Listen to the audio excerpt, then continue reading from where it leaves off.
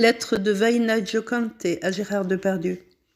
Cher Gérard, cela fait quelques jours que je suis l'actualité te concernant avec une gêne intense, un inconfort profond et un certain dégoût.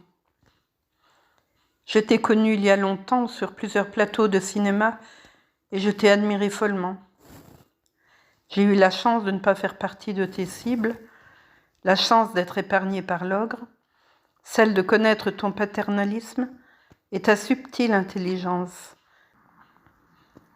Je dirais même ton extrême sensibilité, à la limite de l'intuition animale. Tu es cela aussi.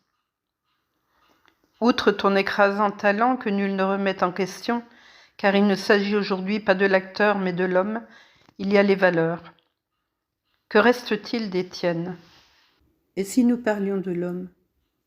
Je l'ai vu de mes yeux fourrer ses mains grasses sous des jupes de figurantes, muselées par la peur et la sidération.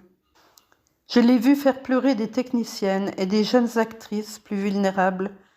Je l'ai entendu gueuler, grogner, susurrer de mes pauvres oreilles toutes les dégueulasseries crasses possibles et imaginables. J'ai vu un homme se gargariser de la honte et de l'effroi des plus faibles et s'abreuver de manière insatiable à toute forme de domination. J'ai vu des équipes entières prises en otage par la gêne insupportable que ces mots et ces gestes provoquaient. Gérard, tu vois la provocation comme un art, mais c'est surtout un besoin vital d'attention, même si celle-ci doit naître de la peur ou du dégoût. Tu voulais amuser la galerie, mais les rires qui s'échappaient étaient le plus souvent des remparts à l'abject, des rires de confusion et d'inconfort. Très rares étaient ceux et celles qui s'autorisaient à être vrais envers toi et qui avaient la force de s'opposer à ton ombre dévorante.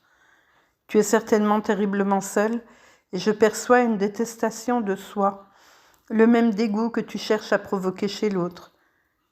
Je sais que ton enfance fut chaotique. Petit, tu cherchais le sens de ton existence au milieu d'un père taiseux qui s'exprimait par onomatopée et d'une mère soumise et effacée d'après ce que tu en dis. Et comme un cri désespéré, pour recevoir de l'attention, tu as façonné, à la manière de Frankenstein, un monstre sacré à tes débuts, puis un monstre prédateur par la suite, un gargantua. Je t'ai observé ces derniers jours avec l'espoir que la noblesse que tu as enfouie en toi et que j'ai entreaperçue se réveille et s'excuse de cohabiter avec toute cette violence vulgaire. J'ai espéré que tes amis, les vrais, te poussent à faire amende honorable et à reconnaître ton ombre avec courage.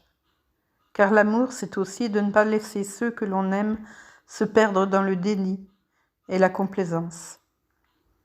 Tu avais là une merveilleuse opportunité de montrer ta soi-disant grandeur en demandant pardon d'avoir autant détruit, mais je n'ai vu que petitesse. Tu as malheureusement choisi un avocat tout droit venu des enfers, dont chaque mot prononcé n'est que vomi malodorant. Quel gâchis et quelle violence inutile. Ce soir, je pense à ces femmes courageuses et puissantes qui, en plus de tes agressions, ont subi l'humiliation, les attaques de ton avocat enragé et ta lâcheté. Je leur témoigne mon soutien indéfectible et ma tendresse. Je souhaite ardemment que ce procès contribue à définir plus clairement les contours des limites nécessaires pour redresser notre société défaillante. Vaina Giocante.